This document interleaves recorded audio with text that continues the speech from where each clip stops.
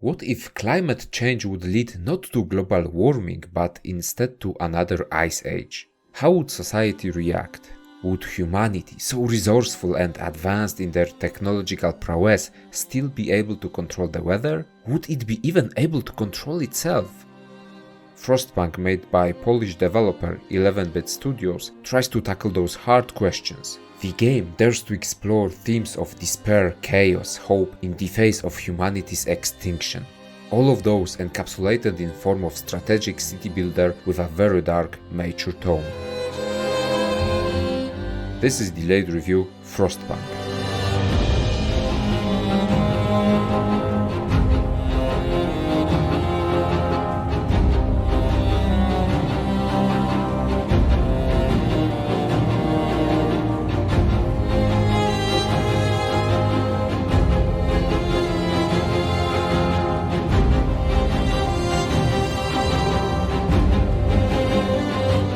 This review is based on 49 hours spent in game, finishing every scenario on medium difficulty level. I had finished some scenarios multiple times hunting for the achievements.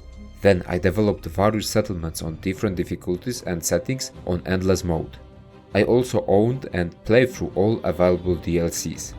Finally, my achievements completion for the game peaked at 71%, which refers to obtaining 82 out of 115 trophies. Those are my credentials referring to this particular opinion. I tend to take my time thoroughly exploring the game and its systems before formulating an opinion, preferably also on harder difficulties. So let's put in our winter hats and make an unforgiving journey through the Frostlands. We roam the still, cold world, no horizon in sight. The rulers of old, stripped of pride and glory. I will start by describing my very first experience with Frostpunk. I launched the game and chose to start the first scenario. It greeted me with a nice cinematic describing the sad and desperate reality of the game's world. As the temperatures keep decreasing globally, citizens of London decided to make a dangerous voyage in order to find a site able to sustain a decent population. A place able to give them much needed warmth through a special building, a huge towering marvel of technology, the generator. And this is where we start the gameplay. No tutorial, just poorly visible hints hidden in the top left side of the screen. I have to admit, for the casual player, this might not be a very welcoming opening, but maybe this is just a sign of things to come. At the center of the map, there's this huge monolithic structure, the generator, the source of warmth, the life giver. No generator means no heat, which will result in death of every person who dared to dream about survival. We, players, take the role of a leader. We have to build places to live, prepare the infrastructure for the future settlement to thrive, and most importantly, face the problems of the newly forming society. And we are... So, I've started by building some tents, workshops intended for developing new technologies and unlocking new facilities from a decently sized technology tree. Generator is the heart of our city, and every building is placed in a relation to it. Already it creates a distinct visual outlook of the game, reminding at every step that is the most important structure. No generator, no heart. You can turn it off for a short while, but without resuscitating it in time, you are dead. First death, of course. Yes. Player has to manage and gather various resources. Wood used primarily for building and upgrading the city. Steel assigned to more advanced technologies. Then there is coal, the lifeblood of the city. No coal means generator cannot produce heat. Then we need to remember about people. They have to eat. So we need to create hunting parties, or if our settlement achieved a greater advancement in technology, we can try to grow crops in special hothouses. But the temperatures will continue to go even lower.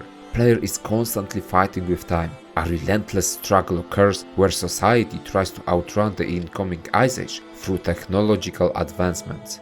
People will get sick, many of them might die. The healthcare system needs to be created and maintained at all costs, because if we make a blunder, if we allow a sizable portion of our population to get ill, then it snowballs really fast. The best outcome, our settlement falls behind in terms of development compared to the weather changes. The worst outcome, people grow tired of our incompetent leadership and force us out of the city. As players develop their first settlement, soon they will realize that they need to scour surrounding areas in search for new resources or other lost people who can strengthen the city. In order to explore the Frostland, a searching party has to be appointed. Then we can send them into the world. The gameplay offers various events opening multiple choices for the player. Different choices will warrant various outcomes. This part of the gameplay leans into your morality and ethics. You see, in the face of human extinction, how much humanity can be spared to ensure survival? A thought-provoking question. 11-bit studios loves to flirt with the idea of morality and ethical decisions in the face of the end of the world. There are no easy choices, but there are hard decisions. Player is forced to uphold the order through passing new laws, raise hope of the population, lower discontent, or the city will turn into chaos. Will you choose a way of policing people, arrest the wrongdoers? How will you respond to riots and opposing factions?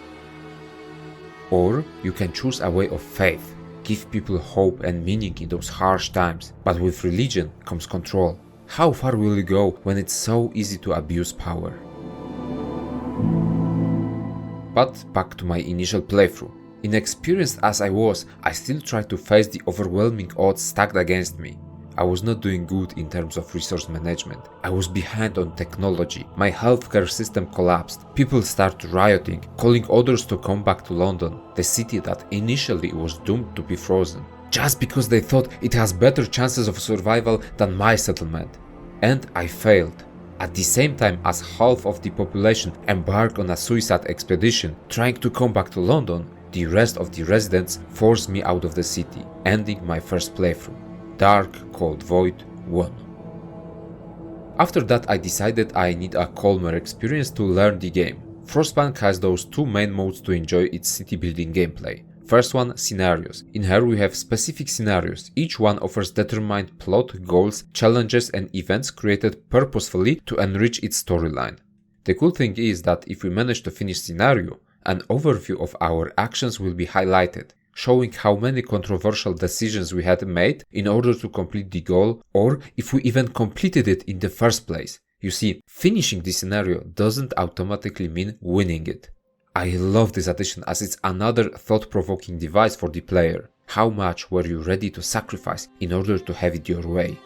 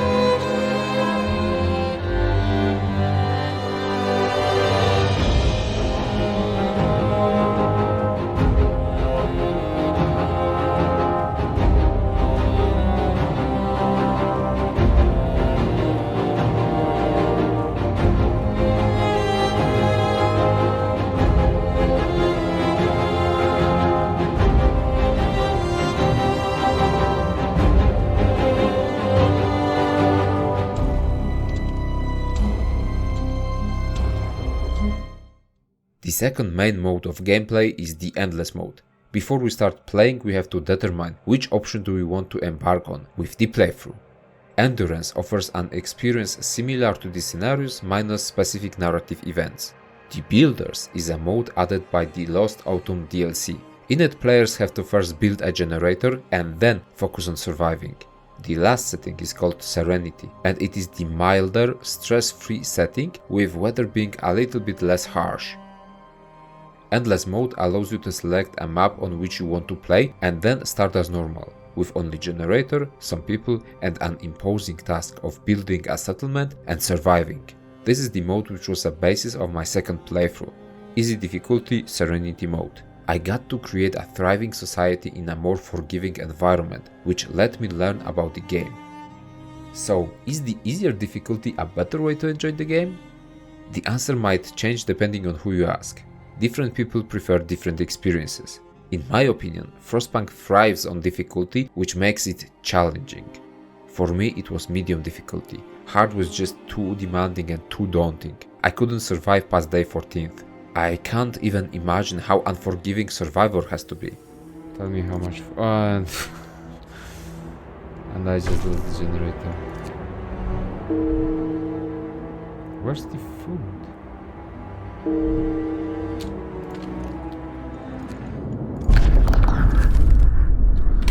Okay, that's not a successful one. I used easy difficulty as a means of getting achievements and for trying some weird ideas. Medium difficulty kept me on my toes. It was uncomfortable and introduced an element of stress. Frostpunk presents humanity at the edge of its potential existence, a history-defining moment. It should be hard. Moreover, the story usually forces us into inconvenient dilemmas, throwing morally grey problems. Your choices might raise discontent in the city or reduce hope. On lower difficulty, it's much easier to manage those meters, but on harder difficulties, it might tip the citizens against you. Difficulty changes the dynamic of choice making. Player no longer is able to pick the easy way out. No, when picking a risky choice might end your playthrough due to public unrest, you really need to weigh in pros and cons of every situation. Also, when everything falls apart, the reality might test your resolve. Will you refrain from the authoritarian laws, or are you going to restrict people's freedom in order to secure your rule? Harder difficulty adds weight into decision making. Still, the game is already pretty hard, so easy difficulty might be enough for casual audiences to experience the hopelessness of Frostpunk's Great Frost. Bundle up. It's getting colder.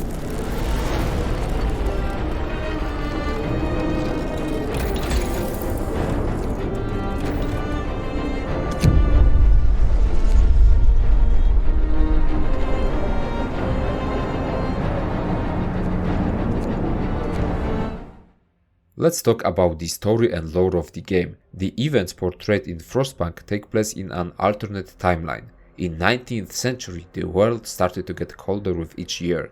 The bright minds predicted the Great Frost, an end of the world event threatening humanity.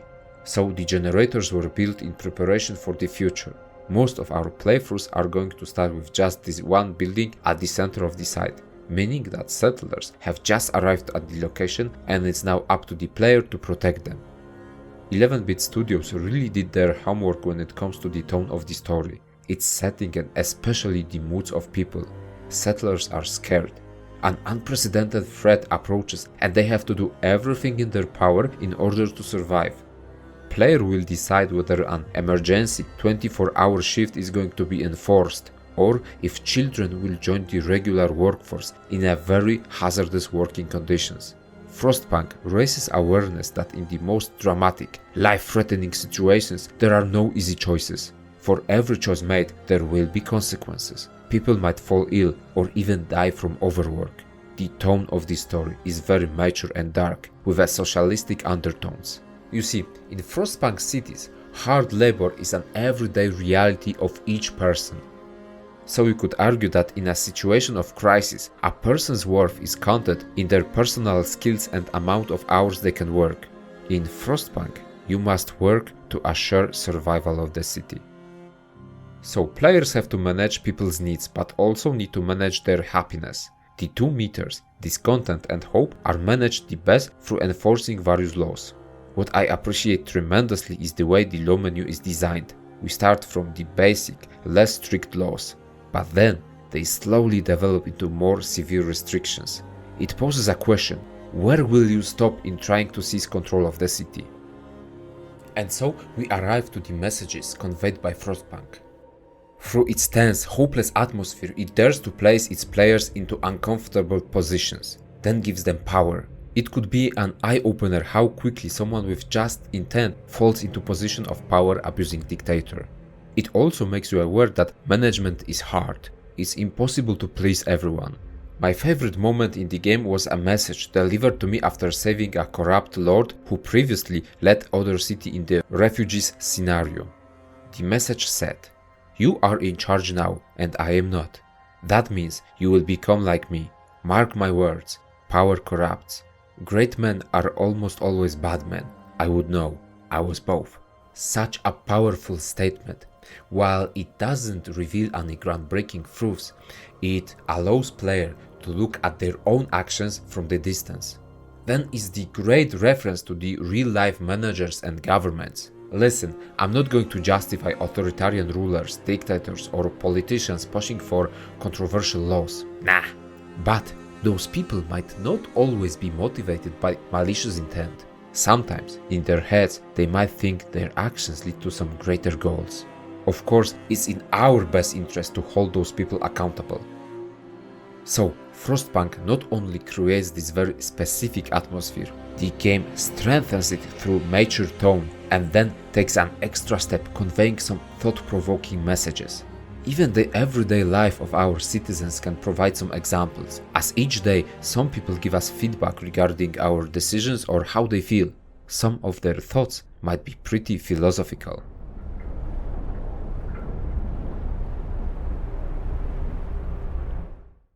11-bit Studios perfectly presents the dirty, industrial style of 19th century foundries and mines. Dark streets and grim bunkhouses lit by occasional lights, cities can look beautiful at night.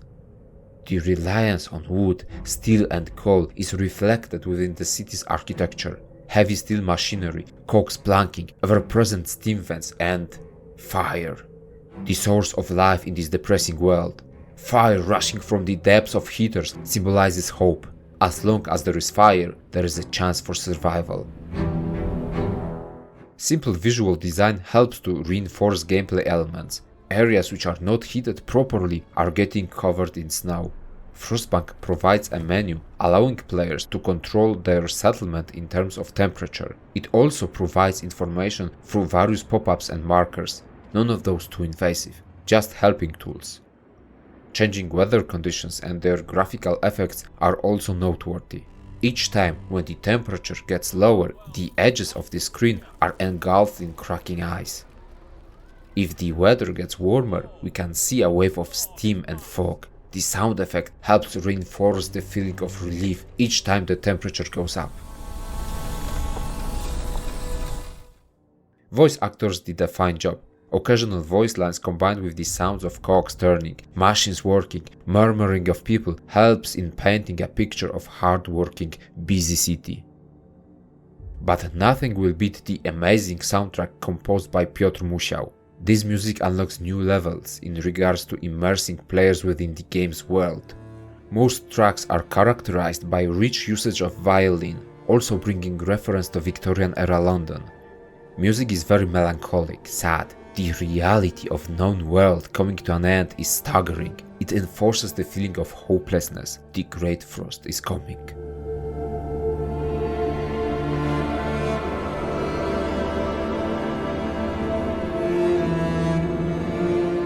But then, as the city develops, people pour their hard work, blood and sweat into survival. It changes. The systemical, methodical, hard work of people and machines is reflected within the music.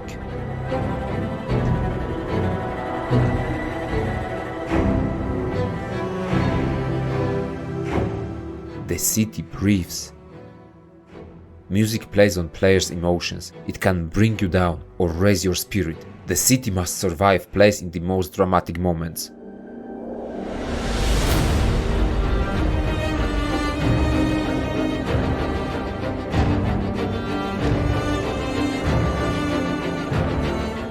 You are not done. It's all or nothing. You will survive. Humanity is not done yet. To say that I have a great appreciation towards Frostpunk's soundtrack would be an understatement. Piotr Musiał is a great composer and I cannot wait to listen to his next masterpieces.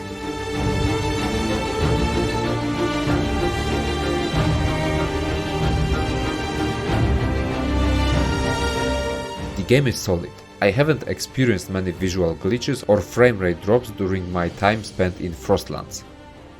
Setting menu offers a decent amount of options. Screenshot maniacs can take the full advantage of the photo mode. I'm going to point out again the poor placement and visibility of in-game tips, which can make Frostpunk's initial experience pretty unintuitive, especially for gamers who don't play a lot of strategic games or city builders. Some buildings can blend in with each other, which makes it hard to recognize them in an endgame city. Fortunately, there is a system, an economic menu which offers a list of facilities, aiding players in finding each building. You can also use a menu highlighting people working in each facility and use that to your advantage. The most notable glitch I have encountered refers to pop-up windows, allowing players to manage their workforce. Towards the late game, in various scenarios those windows started to blink, vanishing for milliseconds, making clicking anything quite frustrating. Sometimes it took me a couple of tries in order to finally click a button. I have also experienced a few crashes. In general, I do not perceive it to be a groundbreaker because most games crash from time to time. Unfortunately, I had a pretty frustrating bug when I was 3 hours in a playthrough intended for completion of some specific achievements, and then, at the 53rd day, the game would crash at the exact same time no matter what I would do. I tried reloading the game, changing game speed, zooming in or out, restarting my whole PC, and then even trying to run a game file check on Steam. Nothing worked. The run was corrupted and I had to do it all over again. This is a significant problem. Sure, it happened to me only one time, but it successfully defeated my strive for high achievement completion. This is the spoiler section. I want to talk about narrative scenarios from the base game. I highly encourage all of you who haven't yet played the game and want to do it one day to skip this one.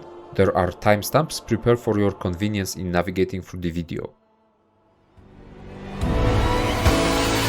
We bid farewell to plenty, and for those who remained came the time to adapt. We decided to leave our homes and head north. We roamed for weeks, maybe months, leaving behind all the things we once believed had made us. It was hope that pushed us forward. Slowly, step by step, we knew the cost of our journey. We paid the price 100 times. Finally, the time has come to build the last city on Earth. A New Home is the base scenario of Frostpunk, an introduction into the world and the game. The layout of the zone and the goals are pretty simple, but it's not a problem as it should be your first settlement. Player has to face struggles of a newly founded settlement. Your people are afraid and uncertain of the future. So, as a leader, you are not only fighting against the weather, but also public unrest. As time progresses and discontent amongst settlers will rise, they will want to leave the city and go back to London. Citizens are going to complain about thefts and acts of vandalism. How are you going to keep people at bay? Will you get back the control of the city in time to prepare for the snowstorm? And finally, how far are you willing to go in order to enforce your leadership? A New Home is a solid introduction to the game. It focuses heavily on seizing control over a city, comments about governing people and dealing with their demands, and then, after you finish the scenario, it holds you accountable. Arcs offers an interesting spin on the gameplay aspect. Players manage a science camp located in a tide ravine more than an actual city. Engineers are your only residents and they are low in numbers. Naturally, players have to rely on technology to carry them through their main goal, securing 4 seedling arcs and keeping them from freezing. So, a task of creating an autonomous city is presented. Players send searching parties hunting for precious steam cores. As automatons start to carry most of the hard work, a man appears. There's a city barely surviving in the Frostlands, the New Manchester. Here lies the great dilemma of this scenario. Is your economy strong enough to support you and the other city? Are you going to help them? Will you risk arcs freezing? Arcs is the shortest scenario, but I really liked it for its simplicity. It also tasks player with choosing what's more important, their goal or lives of other human beings.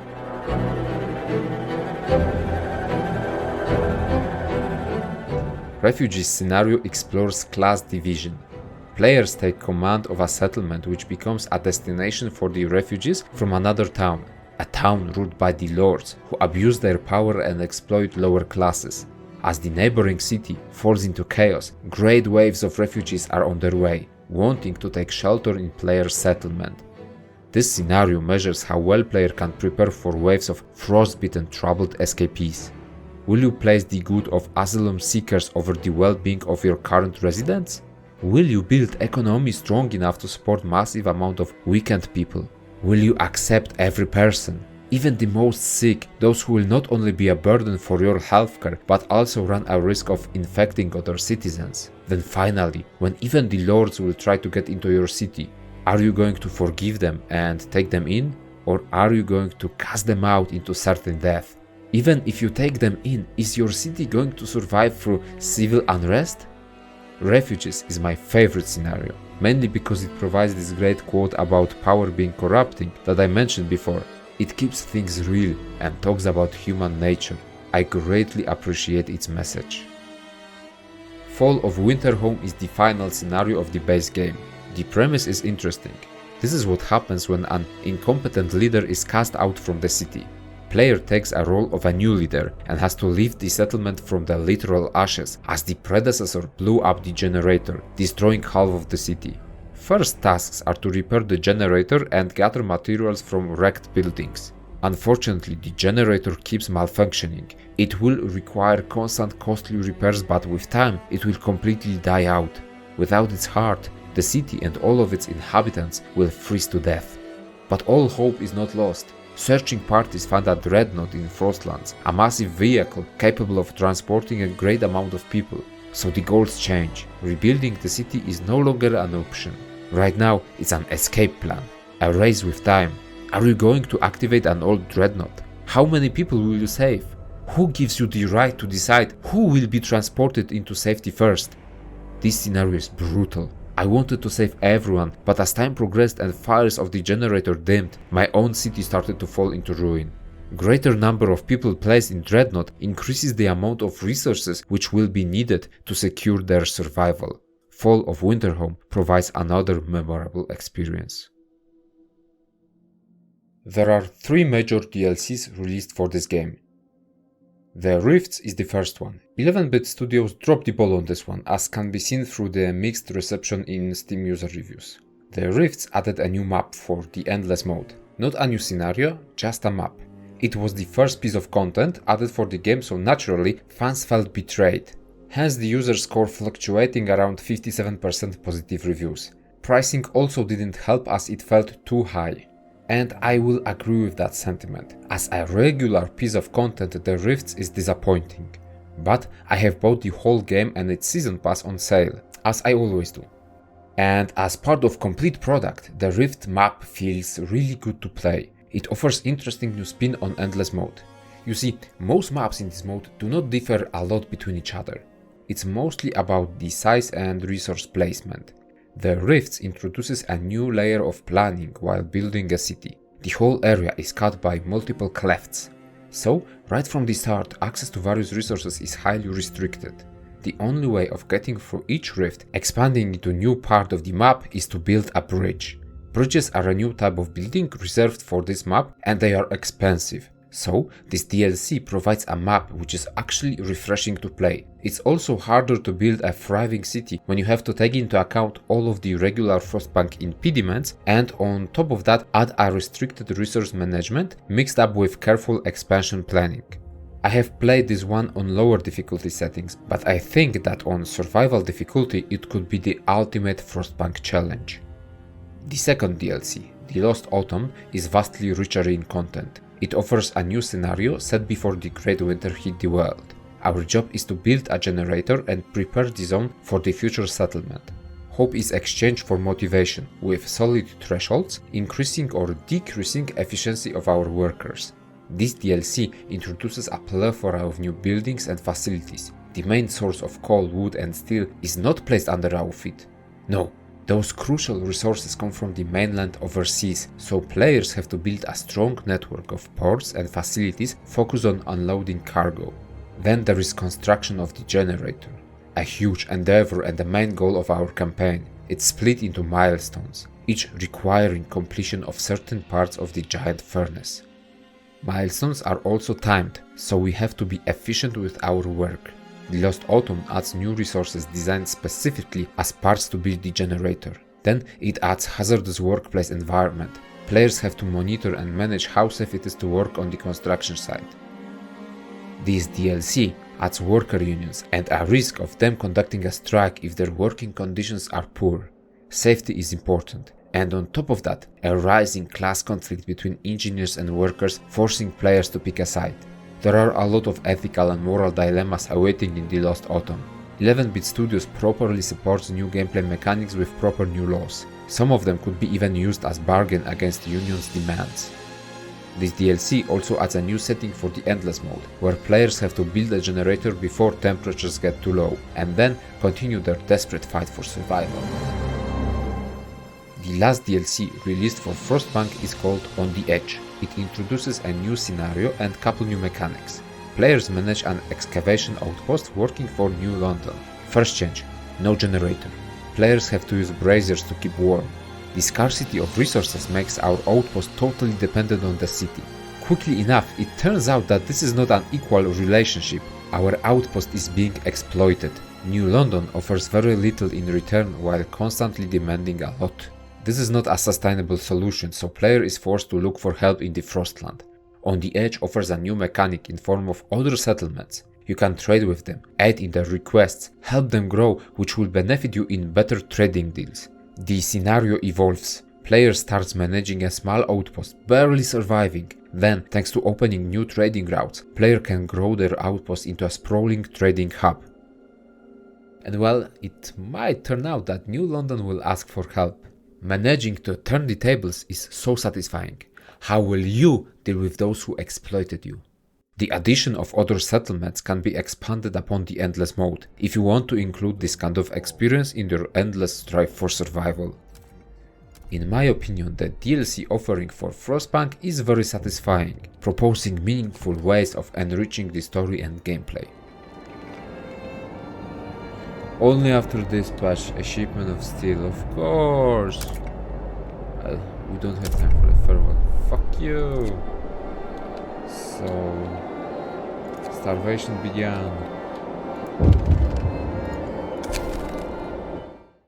Let's look at the most recent Steam reviews, shall we? In this part, I'm going to analyze around 100 most recent Steam reviews for the game. I'm interested in other players' opinions.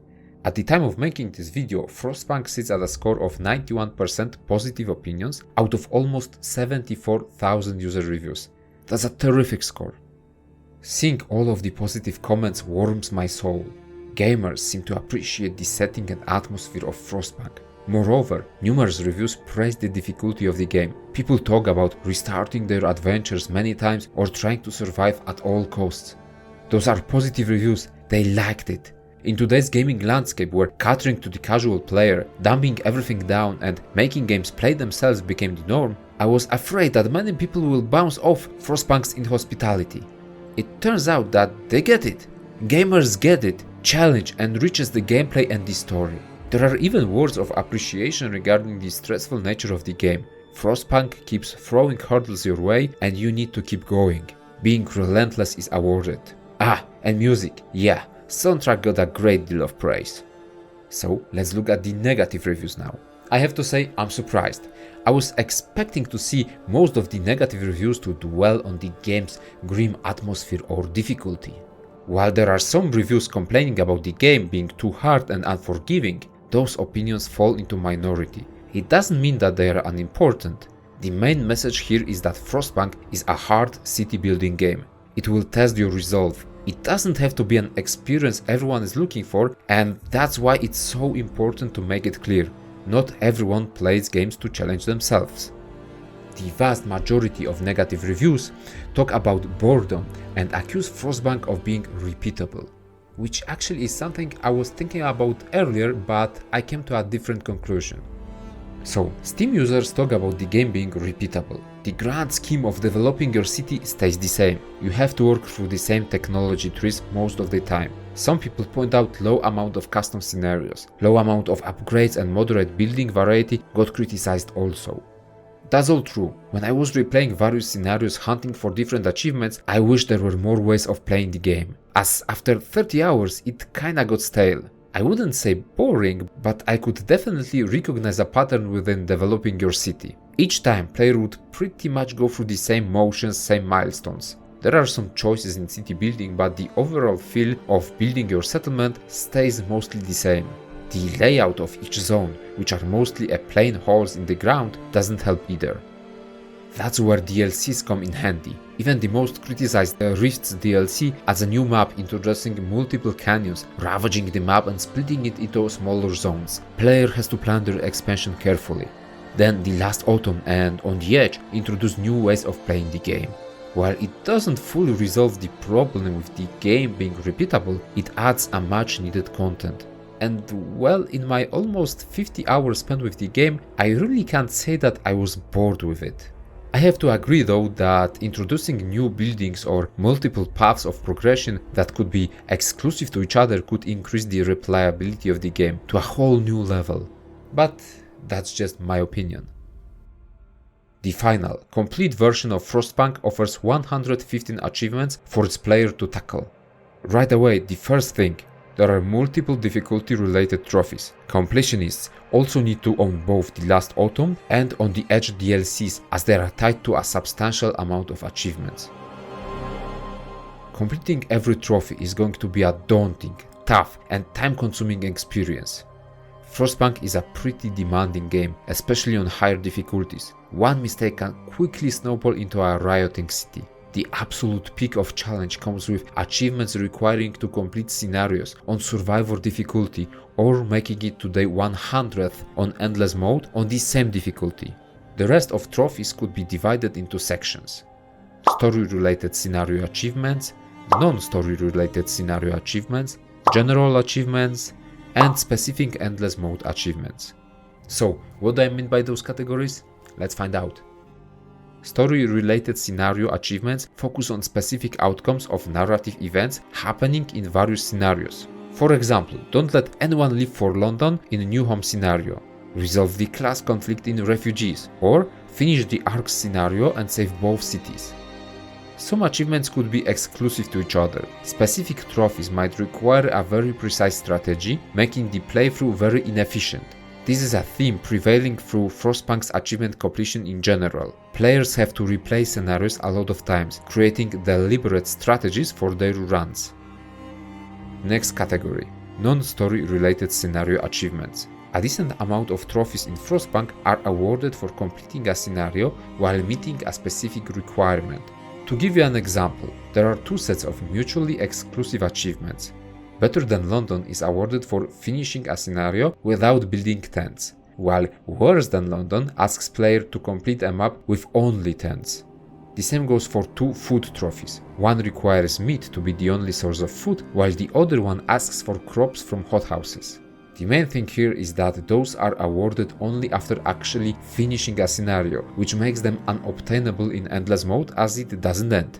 I did most of those achievements in Ark's scenario because it's the shortest. General achievements refer to trophies which can be collected in both story scenarios and endless mode. Those start from really basic ones like building your first automaton or providing an amputee with a prosthesis. This category also provides various challenges which will require a specific playstyle from player. Completionists will be forced to build a city of at least 200 people where automatons work in more than 50% of facilities. Another achievement requires surviving 75 days without a single automaton. When it comes to challenges, 11-bit studios provided a strong content offering. The last category encapsulates trophies obtainable only in endless mode, but be careful. Some of them are specific to various settings. There are a couple achievements awarded only in the Builders option. Then there is High Marek, which tasks player with losing in Serenity mode. Then there are the aforementioned difficulty related challenges like surviving for 50 days on set difficulty on endurance mode, then another one for surviving for 100 days.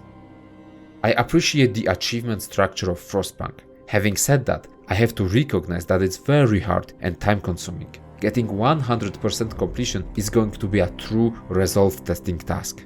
While 71% is a little bit lower than my usual rate, I decided that maybe it's finally time to move away from the depressing Frostlands and step into some greener pastures. 11-bit Studios created a madly atmospheric game about survival against all odds. Player takes a role of a leader of one of the last settlements on Earth. The Great Frost is coming, and you have to prepare for freezing snowstorms. Each playthrough is a race against time, but ever-worsening weather conditions are not your only problem. Frostpunk throws a plethora of moral and ethical dilemmas at the player. It asks thought-provoking questions and explores themes of power and corruption. This is a tough, bleak world where sometimes it's not possible to make a good choice. Visual design paints a vision of 19th century industrial city powered by coal and steam. Soundtrack composed by the great Piotr Musiał adds depth and meaning to the story. It's just fantastic. 11-bit Studios created a polished title. Gameplay mechanics blend seamlessly with each other. Frostpunk has its own identity. Never before, maintaining a digital city was this dramatic and stressful. Various scenarios mixed with great endless mode provide content lasting for many hours. Frostpunk demands skill, planning and resilience. It's not an easy title by any means, but it's a rewarding experience.